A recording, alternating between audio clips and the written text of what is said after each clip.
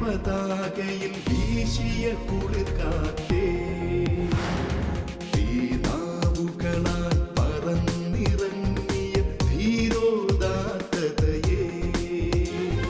വരണേ തിരുസഭയിൽ ഇനിയും തീവിതറാ പുതിയൊരു അഭിഷേകം തരണേ പ്രേഷിതരിൽ.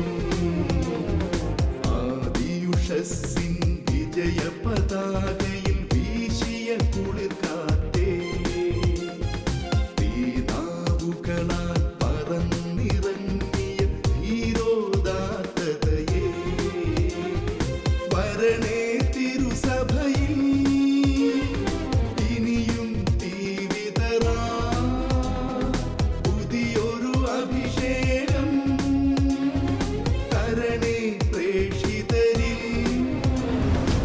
ഏകരക്ഷകനാമേശുവിനെ സധീരം പ്രഘോഷിപ്പാൻ പാവന റൂഹാ നീയരുളണമേ വീണ്ടും പെന്തക്കുസ്താ. അത്ഭുതങ്ങൾ അടയാളങ്ങൾ ഇന്നും സാക്ഷ്യം നൽകാൻ ദൈവപിതാവേ നീ പകരണമേ വീണ്ടും പെന്തക്കുസ്താ, വീണ്ടും പെന്തക്കുസ്താ. വീണ്ടും പെന്തക്കുസ്ത. Praise the lord. ഹല്ലേലൂയ. യേശുവേ നന്ദി. കർത്താവേ സ്തോത്രം. പരിശുദ്ധാത്മാവേ നന്ദി. ഈശോയിൽ സ്നേഹം നിറഞ്ഞ സഹോദരി സഹോദരന്മാരെ, പരിശുദ്ധാത്മാവിന് വേണ്ടി ആഗ്രഹിക്കുന്ന ഒരു കാലഘട്ടമാണ്. പരിശുദ്ധാത്മാവിന് വേണ്ടി ദാഹിക്കുന്ന ഒരു കാലഘട്ടമാണ്. കത്തോലിക്ക സഭ ഇന്ന് ആഗ്രഹിക്കുന്നത് ഒരു തീ അഭിഷേകമാണ്. ആത്മാവിൻ്റെ അഭിഷേകത്തെ തീ അഭിഷേകം എന്നാണ് ഫ്രാൻസിസ് പാപ്പ നമ്മെ പഠിപ്പിക്കുന്നത്. ഫ്രാൻസിസ് പാപ്പ പലപ്പോഴും അഭിഷേകമുള്ള വ്യക്തികളെ വിളിക്കുന്നത് ഹൃദയത്തിൽ തീ പിടിച്ചവരെന്നാണ്. ഇന്ന് നാം ആ തീ അഭിഷേകത്തെക്കുറിച്ച് ധ്യാനിക്കാൻ പോവുകയാണ്. പ്രിയപ്പെട്ടവരെ, ഒരു തീ അഭിഷേകം ലഭിച്ച ഒരു വ്യക്തിയുടെ ജീവിതം പറഞ്ഞുകൊണ്ട് തന്നെ നമുക്കിന്ന് ആരംഭിക്കാം. ഇത് മറ്റാരുമല്ല, നമ്മുടെ മദർ തെരേസയെ കുറിച്ചാണ്. മദർ തെരേസയെ കുറിച്ച് സംതിങ് ബ്യൂട്ടിഫുൾ ഫോർ ഗോഡ് എന്ന ആ പുസ്തകം എഴുതിയ മാൽക്കം മഗ്രിഡ്ജ് മദർ തെരേസയോട് ചോദിക്കുന്ന ചോദ്യം വളരെ പ്രശസ്തമാണ്. പലപ്പോഴും പല പ്രസംഗങ്ങളിലും നാം അത് കേട്ടിട്ടുള്ളതാണ്. മാൽക്കം മഗ്രിഡ്ജ് ഒരിക്കൽ മദർ തെരേസയോട് ചോദിച്ചു, മദറെ, എങ്ങനെയാണ് നിങ്ങൾക്ക് ഇങ്ങനെ സാധിക്കുക? കുഷ്ഠരോഗം പിടിപെട്ട് പഴുത്ത് വിറങ്ങലിച്ചിരിക്കുന്ന കുഷ്ഠരോഗിയുടെ കൈവിരലുകൾ നിങ്ങൾക്ക് എങ്ങനെ ചുംബിക്കാൻ സാധിക്കും? ഒരു ഗ്ലൗസ് പോലും അണിയാതെ കുഷ്ഠരോഗികളുടെ വ്രണങ്ങൾ നിങ്ങൾക്ക് എങ്ങനെ കഴുകി വൃത്തിയാക്കാനായി സാധിക്കും? ഒരു 10,000 കോടി ഡോളർ എനിക്ക് തന്നാൽ പോലും ഞാനത് ചെയ്യില്ല. മദർ തെരേസ പുഞ്ചിരിച്ചുകൊണ്ട് മാൽക്കം മഗ്രിഡ്ജ് എന്ന നിരീശ്വരവാദിയായ എഴുത്തുകാരനെ നോക്കിക്കൊണ്ട് പറഞ്ഞു, മോനെ, 10,000 കോടി ഡോളർ തന്നാൽ ഞങ്ങളും അത് ചെയ്യില്ല. മാൽക്കം മഗ്രിഡ്ജ് അത്ഭുതപ്പെട്ടുകൊണ്ട് ചോദിച്ചു, മദറെ, പിന്നെ എന്തുകൊണ്ടാണ് നിങ്ങളിത് ചെയ്യുന്നത്? മദർ തെരേസ കർത്താവ് യേശുവിൻ്റെ ക്രൂശിത രൂപം ചൂണ്ടിക്കാണിച്ചുകൊണ്ട് പറഞ്ഞു, ആ യേശു ക്രിസ്തുവിൻ്റെ സ്നേഹത്തെ പ്രതിയാണ് ഞങ്ങളിത് ചെയ്യുന്നത്. പ്രിയപ്പെട്ട സഹോദരങ്ങളെ, കർത്താവ് യേശു ക്രിസ്തുവിൻ്റെ സ്നേഹം ഒരു ഉത്തേജനമാണ്, ഒരു ലഹരിയാണ്, ഒരു തീ അഭിഷേകമാണ്. ആ പരിശുദ്ധാത്മാവിനെ കർത്താവ് കൊടുക്കുന്നത് തൻ്റെ സ്നേഹത്തിൻ്റെ നീരുറവയിലൂടെയാണ്. നടപടി പുസ്തകത്തിൻ്റെ ആദ്യത്തെ അധ്യായത്തിൽ നാം വായിക്കുന്നുണ്ട്, ഉദ്ധാനത്തിനു ശേഷം 40 ദിനരാത്രങ്ങള് സ്ലീഹന്മാരോടൊപ്പം വസിച്ച് ദൈവരാജ്യത്തിൻ്റെ രഹസ്യങ്ങളൊക്കെ പഠിപ്പിച്ചു കഴിഞ്ഞ് സ്വർഗത്തിലേക്ക് ആരോഹണം ചെയ്യപ്പെടുന്നതിന് മുൻപ് തൻ്റെ പ്രിയപ്പെട്ട ശിഷ്യന്മാരെ നോക്കിക്കൊണ്ട് ഈശോ പറഞ്ഞു, പ്രിയപ്പെട്ട ശിഷ്യന്മാരെ, നിങ്ങൾ ജെറുസലേം വിട്ടുപോകരുത്. പരിശുദ്ധാത്മാവിൻ്റെ അഭിഷേകത്തിനായി നിങ്ങൾ കാത്തിരിക്കുവിൻ. അപ്പോസ്തല പ്രവർത്തനം 2-ാം അധ്യായം 2 മുതലുള്ള വചനങ്ങളിൽ നാം വായിക്കുന്നുണ്ട്, യേശു അന്ന് സ്ലീഹന്മാരോട് വാഗ്ദാനം ചെയ്ത ആ പരിശുദ്ധാത്മാവ് സ്ലീഹന്മാരുടെ മേൽ ഇറങ്ങി വരുന്നത്. സ്ലീഹന്മാര് പരിശുദ്ധ മറിയത്തോടൊപ്പം പ്രാർത്ഥിച്ചു കൊണ്ടിരിക്കുമ്പോൾ കൊടുങ്കാറ്റടിക്കുന്നത് പോലുള്ള ശബ്ദം അവർ നിന്നിരുന്ന ആ ശാല മുഴുവൻ വ്യാപിച്ചു. തീനാവിൻ്റെ രൂപത്തിൽ ദൈവത്തിൻ്റെ ആത്മാവ് അവരുടെ മേൽ ഇറങ്ങി വന്ന് അവരുടെ കാൽപാദങ്ങൾ മുതൽ തല വരെ അവരുടെ മേൽ വലിയൊരു അഭിഷേകം കൊണ്ടുവരുന്നത് നാം നടപടി പുസ്തകത്തിൽ വായിക്കുന്നു. പ്രിയപ്പെട്ട സഹോദരങ്ങളെ, പരിശുദ്ധാത്മാവിനെ സ്വീകരിക്കുന്നതിന് മുൻപും പരിശുദ്ധാത്മാവിനെ സ്വീകരിച്ചു കഴിഞ്ഞുമുള്ള സ്ലീഹന്മാരുടെ ജീവിതത്തിൻ്റെ വ്യത്യാസം നമുക്ക് മനസ്സിലാക്കാൻ സാധിക്കും.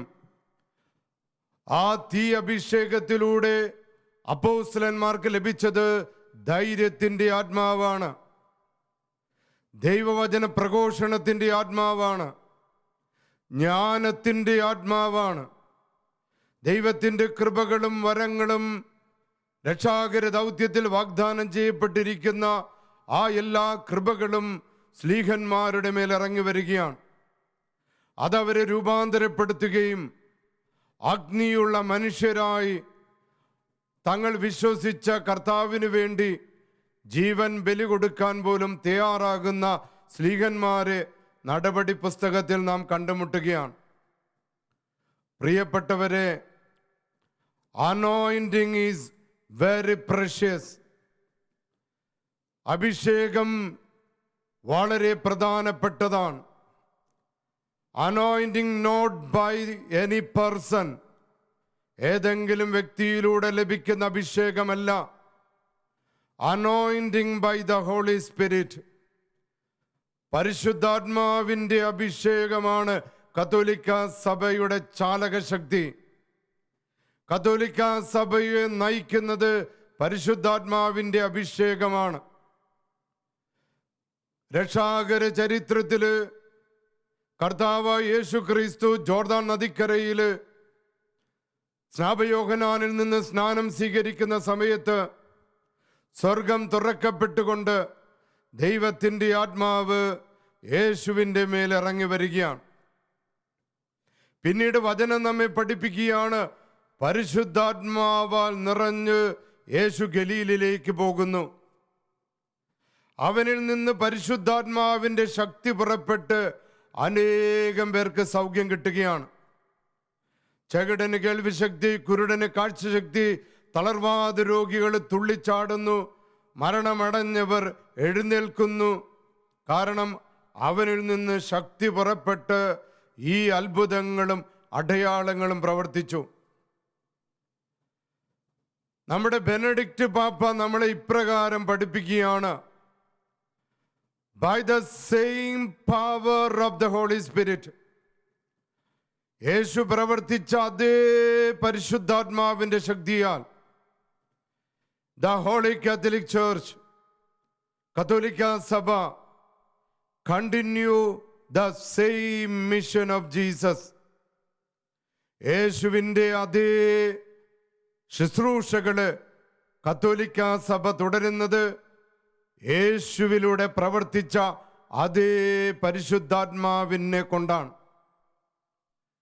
ഇന്നും ഏതൊക്കെ തരത്തിലുള്ള പ്രതിസന്ധികളുണ്ടെങ്കിലും കത്തോലിക്ക സഭ മുന്നോട്ട് നയിക്കപ്പെടുന്നത്, ഒരു ക്രിസ്ത്യാനി മുന്നോട്ട് നയിക്കപ്പെടുന്നത് പരിശുദ്ധാത്മാവിൻ്റെ അഭിഷേകം കൊണ്ടാണ്. ഈ പരിശുദ്ധാത്മാവിൻ്റെ അഭിഷേകത്തെ ശ്ലൈഹിക തീഷ്ണത എന്ന വിഷയത്തെക്കുറിച്ച് 2013 ജൂൺ 16 ഫ്രാൻസിസ് പാപ്പ സംസാരിച്ചപ്പോൾ ഇത്തരത്തിൽ അഭിഷേകമുള്ള വ്യക്തികളെ ഫ്രാൻസിസ് പാപ്പ വിളിക്കുന്നത് തീ മനുഷ്യൻ എന്നാണ്. മദർ തെരേസയെ പോലെ നേരത്തെ സൂചിപ്പിച്ചതുപോലെ കർത്താവായ യേശുവിൻ്റെ സ്നേഹത്തിൻ്റെ ഉത്തേജനം ലഭിച്ചവര്, കർത്താവായ യേശുവിൻ്റെ സ്നേഹം കൊണ്ട് ലഹരിയിൽ അമർന്നവര്, അവര് തീ പിടിച്ച മനുഷ്യരാണ്. ഹൃദയത്തിൽ തീയുള്ളവരാണ്. അവരാണ് സഭയെ മുന്നോട്ട് നയിക്കുന്നത്. സഭയ്ക്ക് ലഭിച്ചിരിക്കുന്ന മാമോദീസയിലൂടെ, സ്ഥൈര്യലേപനത്തിലൂടെ ലഭിച്ചിരിക്കുന്ന കൃപകളും വരങ്ങളും ജ്വലിപ്പിക്കുന്നത് ഇത്തരത്തില് ദൈവത്തിൻ്റെ ആത്മാവിനാൽ അഭിഷേകം സ്വീകരിച്ച തീ പിടിച്ച മനുഷ്യരാണ്. തീ അഭിഷേകത്തെ കുറിച്ച് ധ്യാനിക്കുമ്പോൾ എൻ്റെ മനസ്സിലേക്ക് വരുന്നത് ലേവ്യരുടെ പുസ്തകം 6-ാം അധ്യായമാണ്. 6-ാമത്തെ അധ്യായത്തില് 3 സ്ഥലങ്ങളിലാണ് തീ അഭിഷേകത്തെ കുറിച്ച് പറയുന്നത്.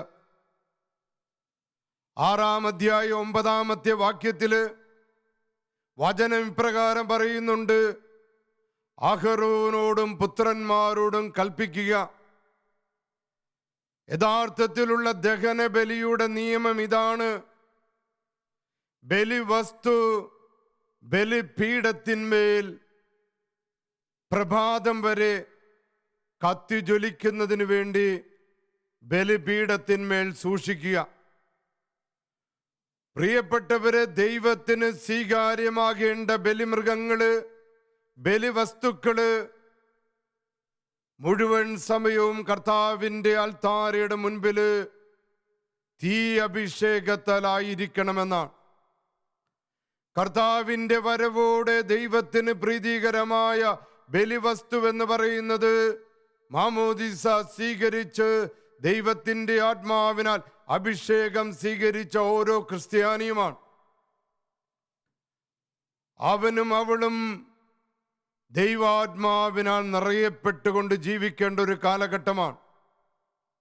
ഏതു നേരവും ബലിപീഠത്തിങ്കൽ അഗ്നികുണ്ഡത്തിന്മേൽ അവൻ ജ്വലിച്ചുകൊണ്ടിരിക്കണമെന്ന് ലേവ്യരുടെ പുസ്തകം 6-ാം അധ്യായം 9-ാമത്തെ വാക്യത്തില് നാം ധ്യാനിക്കുന്നു. അതേ അധ്യായത്തിൽ തന്നെ 12-ാമത്തെ വചനത്തിൽ ഇപ്രകാരം പറയുന്നുണ്ട്: തീ കെട്ടുപോകരുത്, തീ അവിടെ ജ്വലിച്ചുകൊണ്ടിരിക്കണം. നിനക്ക് ലഭിച്ചിരിക്കുന്ന തീ കെടുത്തിക്കളയല്ലേ എന്ന് ലേവ്യരുടെ പുസ്തകം പഠിപ്പിക്കുന്നു.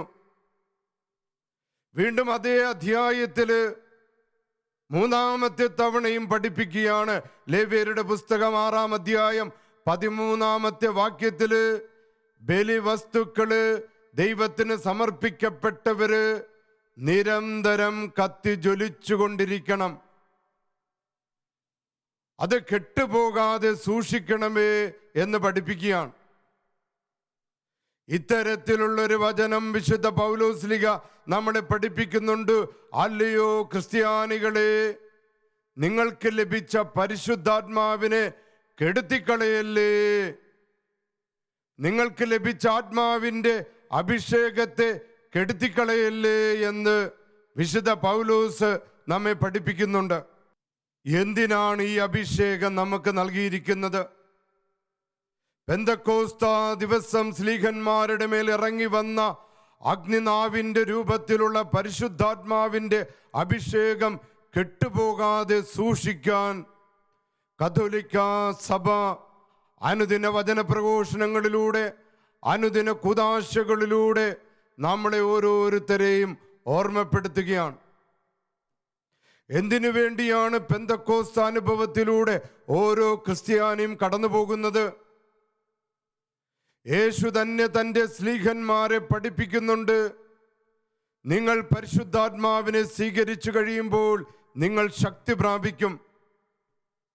പരിശുദ്ധാത്മാവിൻ്റെ സ്നാനം നിങ്ങൾ സ്വീകരിക്കും. ആ അഗ്നി സ്നാനം കൊണ്ട് നിങ്ങൾക്ക് ലഭിച്ചിരിക്കുന്ന ആ ദൗത്യമെന്ന് പറയുന്നത് സുവിശേഷ പ്രഘോഷണമാണ്. അപ്പൊ പരിശുദ്ധാത്മാവിനെ നമുക്ക് ലഭിക്കുന്നതിലൂടെ നാം ഏറ്റെടുക്കുന്ന ഒന്നാമത്തെ ദൗത്യമെന്ന് പറയുന്നത് യേശുവിനെ പ്രഘോഷിക്കലാണ്. സുവിശേഷ പ്രഘോഷണം എന്നാൽ യേശുവിനെ ലോകത്തിന് കൊടുക്കലാണ്.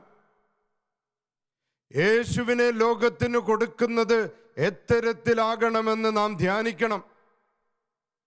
നമ്മുടെ വചനപ്രഘോഷണങ്ങള്, നമ്മുടെ ജീവിത സാക്ഷ്യങ്ങള് യഥാർത്ഥത്തില് യേശുവിനെ ലോകം സ്വീകരിക്കുന്ന തരത്തിലാണോ എന്ന് ധ്യാനിക്കേണ്ട സമയമാണ്.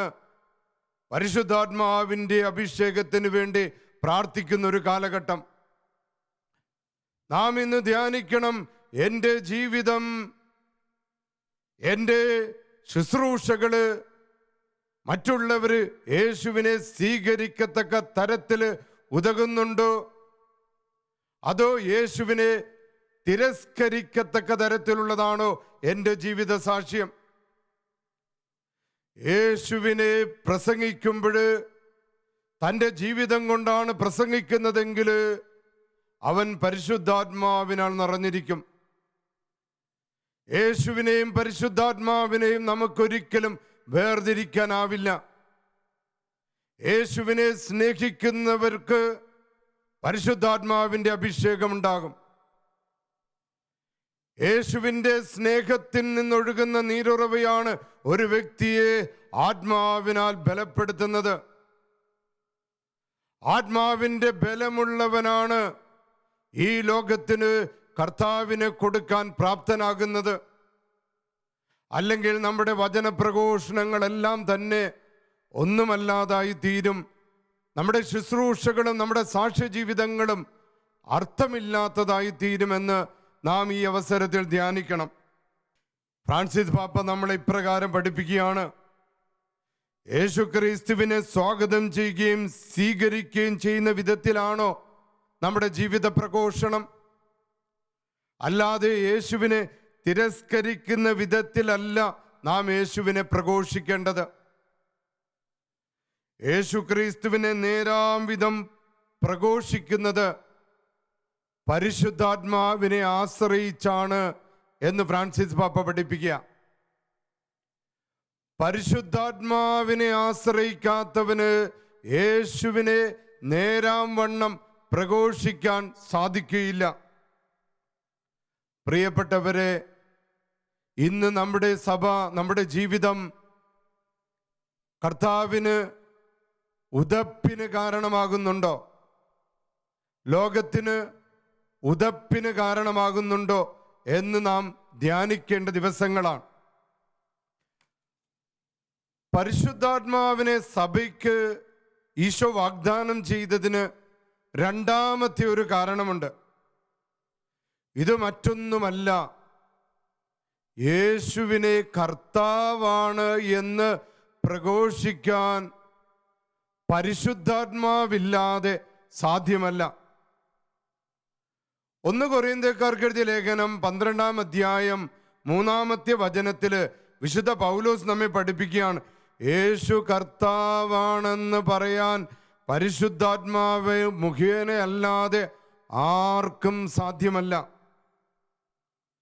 യഥാർത്ഥത്തിൽ പരിശുദ്ധാത്മാവ് നമ്മുടെ മേൽ ഇറങ്ങി വരുമ്പോഴാണ് നമ്മളിൽ വിശ്വാസ വളർച്ച ഉണ്ടാകുന്നത്. ദൈവത്തിൻ്റെ ആത്മാവ് നമുക്ക് നൽകുന്ന കൃപയാണ് നമ്മളിലെ വിശ്വാസ വളർച്ച. സ്ലീഹന്മാർ യേശുവിനോടൊപ്പം താമസിക്കുകയും യേശുവിനോടൊപ്പം ജീവിക്കുകയും ചെയ്തു. എന്നിട്ടും യേശുവിനെ അവർക്ക് തിരിച്ചറിയാൻ സാധിച്ചില്ല. തങ്ങളുടെ കൈവശമുണ്ടായ, തങ്ങളുടെ കൂടെ ജീവിച്ച യേശുവിൻ്റെ വില എന്തെന്ന് അവർക്ക് തിരിച്ചറിയാൻ സാധിച്ചില്ല. അവരുടെ കണ്ണുകളൊക്കെ മൂടപ്പെട്ടിരുന്നു. അവർ വചനം കേട്ടിരുന്നെങ്കിലും അതിൻ്റെ അർത്ഥം അവർക്ക് മനസ്സിലായില്ല. എന്നാൽ പരിശുദ്ധാത്മാവ് ഇറങ്ങി വന്നപ്പോൾ, പരിശുദ്ധാത്മാവിൻ്റെ ജ്ഞാനം അവർക്ക് ലഭിച്ചപ്പോൾ, പരിശുദ്ധാത്മാവിൻ്റെ കൃപകൾ അവർക്ക് ലഭിച്ചപ്പോൾ, പരിശുദ്ധാത്മാവിൻ്റെ വരങ്ങൾ അവർക്ക് ലഭിച്ചപ്പോൾ അവര് യേശു കർത്താവാണ് എന്ന് പ്രഘോഷിച്ചു. യഥാർത്ഥത്തിൽ പഴയ നിയമങ്ങളും പുതിയ നിയമങ്ങളും എല്ലാം നമ്മളെ കൊണ്ടെത്തിക്കുന്നത് ഈ ഒരു വലിയ സുവിശേഷ സത്യത്തിലേക്കാണ്. യേശു നമ്മുടെ കുടുംബത്തിൻ്റെ നാഥനും രക്ഷകനുമാണ് എന്ന തിരിച്ചറിവിലേക്കാണ്. പരിശുദ്ധാത്മാവില്ലാത്ത കുടുംബങ്ങൾക്ക്, പരിശുദ്ധാത്മാവില്ലാത്ത വ്യക്തികൾക്ക് വിശ്വാസ തളർച്ചയുണ്ടാകും. അവരിൽ ദൈവവിശ്വാസം എന്ന വരം അവർക്ക് ലഭിക്കില്ല. ജ്ഞാനത്തിൻ്റെ വരം അവർക്ക് ലഭിക്കില്ല. സുവിശേഷത്തിൻ്റെ അർത്ഥങ്ങൾ അവർക്ക് മനസ്സിലാവില്ല.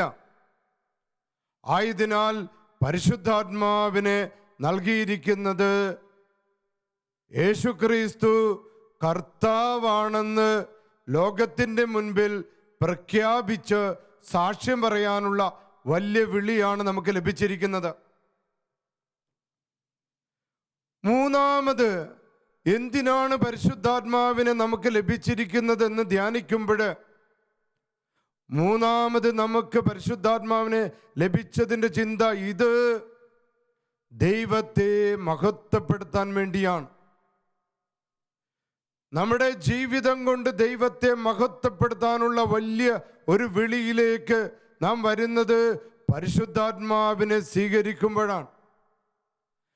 പരിശുദ്ധാത്മാവില്ലാത്തവരുടെ ജീവിതം സ്വാർത്ഥതയുടേതാണ്, അഹങ്കാരത്തിൻ്റെതാണ്. അവൻ തന്നിലേക്കും തൻ്റെ കുടുംബത്തിലേക്കും ഉൾവലിവ് നടത്തും. എന്നാൽ പരിശുദ്ധാത്മാവുള്ളവന് വലിയ തുറവിയാണ് ലഭിക്കുന്നത്. അവൻ്റെ മനസ്സ് ദൈവത്തിങ്കിലേക്ക് തുറക്കപ്പെടും. അവൻ്റെ മനസ്സ് പരിശുദ്ധാത്മാവിലേക്ക് തുറക്കപ്പെടും. പരിശുദ്ധാത്മാവ് കൊടുക്കുന്ന വലിയൊരു വരം നടപടി പുസ്തകത്തിൽ നാം വായിക്കുന്നുണ്ട്. 16-ാം അധ്യായം 11 മുതൽ 15 വരെ വിശുദ്ധ പൗലോസ് ലീഗ വചനം പ്രഘോഷിച്ചുകൊണ്ട് ലിസ്ത്ര എന്ന സ്ഥലത്തൂടെ കടന്നു വരുമ്പോൾ ലിദിയ എന്ന പട്ടുനൂൽ വിൽപ്പനക്കാരിയെ കണ്ടുമുട്ടുകയാണ്. ഈ പട്ടുനൂൽ കച്ചവടം നടത്തുന്ന ലിദിയയോട് വിശുദ്ധ പൗലോസ് വചനം പ്രഘോഷിക്കുകയാണ്. നടപടി പുസ്തകം നമ്മെ പഠിപ്പിക്കുന്നു, ഇവിടെ വചനപ്രഘോഷണം നടക്കുമ്പോൾ ലിദിയയുടെ ഹൃദയം കർത്താവ് തുറക്കുന്നു. അതിലൂടെ പൗലോസ് പഠിപ്പിക്കുന്ന കാര്യങ്ങളെല്ലാം തന്നെ ലിദിയയ്ക്ക് മനസ്സിലാകുകയും അവൾ ദൈവത്തിന് തന്നെ സമർപ്പിക്കുകയും പിതാവിൻ്റെയും പുത്രൻ്റെയും പരിശുദ്ധാത്മാവിൻ്റെ നാമത്തിൽ അവൾ മാമോദീസ സ്വീകരിക്കുകയും ചെയ്യുന്നു. പ്രിയപ്പെട്ടവരെ, ഒരാത്മാവ് ദൈവത്തിങ്കിലേക്ക് തുറക്കപ്പെടുന്നത്, ദൈവത്തെ മഹത്വപ്പെടുത്താൻ തീരുമാനിക്കുന്നത്, തൻ്റെ ജീവിതം ദൈവത്തിന് വേണ്ടി സമർപ്പിക്കുന്നത് പരിശുദ്ധാത്മാവിനാൽ നിറയുമ്പോഴാണ്. എന്തിനാണ് പരിശുദ്ധാത്മാവിനെ നമുക്ക് നൽകിയിരിക്കുന്നത്? നാലാമത് നമുക്ക് ധ്യാനിക്കാൻ സാധിക്കുന്നത്, പരിശുദ്ധാത്മാവിനെ നൽകിയിരിക്കുന്നത് സഭയെ പടുത്തുയർത്താൻ വേണ്ടിയാണ്. To edify, to glorify the holy Catholic Church. സഭയെ പടുത്തുയർത്താൻ. അസീസിയിലെ വിശുദ്ധ ഡാമിയന്റെ ദേവാലയത്തിനടുത്തുകൂടെ വിശുദ്ധ ഫ്രാൻസിസ് അസീസി പോകുമ്പോൾ ഫ്രാൻസിസേ ഫ്രാൻസിസേ എന്ന് വിളി കേൾക്കുകയാണ്. ആ വിളി കേട്ട് ദേവാലയത്തിലേക്ക് കടന്നു ചെന്നപ്പോൾ വലിയൊരു അഭിഷേകത്താൽ അവിടെയുള്ള ക്രൂശിത രൂപത്തിലേക്ക് നോക്കിയപ്പോൾ ആ ക്രൂശിത രൂപം വിശുദ്ധ ഫ്രാൻസിസ് അസീസിയോട് പറഞ്ഞു, എൻ്റെ സഭയെ പടുത്തുയർത്തുക, എൻ്റെ പള്ളി നീ പുതുക്കി പണിയുക. ഫ്രാൻസിസ് അസീസി ഓർത്തത് വിശുദ്ധ ഡാമിയൻ്റെ പള്ളി പുതുക്കി പണിയലെന്നാണ്. എന്നാൽ പിന്നീട് മനസ്സിലായി ഇത് കല്ലും മണ്ണും കൊണ്ടുള്ള പള്ളി പുതുക്കി പണിയലല്ല, നേരെ മറിച്ച് യേശുവിൻ്റെ ശരീരമാകുന്ന സഭയെ പടുത്തുയർത്താനുള്ള വലിയൊരു അഭിഷേകമാണ് തനിക്ക് ലഭിച്ചിരിക്കുന്നതെന്ന്. പ്രിയപ്പെട്ട സഹോദരങ്ങളെ, പെന്തക്കോസ്തയുടെ ഒരു വലിയ അഭിഷേകത്തിന് വേണ്ടി നമുക്ക് പ്രാർത്ഥിക്കാം. ദൈവത്തിൻ്റെ ആത്മാവ് നമ്മുടെ എല്ലാവരുടെ മേൽ ഇറങ്ങി വരട്ടെ. സ്ലീഹന്മാരെ ബലപ്പെടുത്തിയതുപോലെ, ആദിമ കത്തോലിക്ക സഭയെ ബലപ്പെടുത്തിയതുപോലെ, ആദിമ ക്രിസ്ത്യാനികളെ ബലപ്പെടുത്തിയതുപോലെ, വിശുദ്ധന്മാരെ ബലപ്പെടുത്തിയതുപോലെ ദൈവത്തിൻ്റെ ആത്മാവ് നമ്മെ ഏവരെയും ബലപ്പെടുത്തട്ടെ. നമുക്ക് പ്രാർത്ഥിക്കാം. കർത്താവേ, ഞങ്ങളുടെ മേൽ എഴുന്നള്ളി വരണമേ, ഞങ്ങൾക്ക് പരിശുദ്ധാത്മാവിനെ തരണമേ, വരങ്ങളും ദാനങ്ങളും കൊണ്ട് ഞങ്ങളെ നിറക്കണമേ. തീ അഭിഷേകമുള്ള, തീ പിടിച്ച ഹൃദയമുള്ള, ആത്മാവുള്ള ദൈവജനമാക്കി ഞങ്ങളെ ഓരോരുത്തരെയും മാറ്റണമേ. സർവശക്തനായ ദൈവം നമ്മെ ഏവരെയും അനുഗ്രഹിക്കട്ടെ. പിതാവിൻ്റെയും പുത്രൻ്റെയും പരിശുദ്ധാത്മാവിൻ്റെ നാമത്തിൽ ആമേൻ.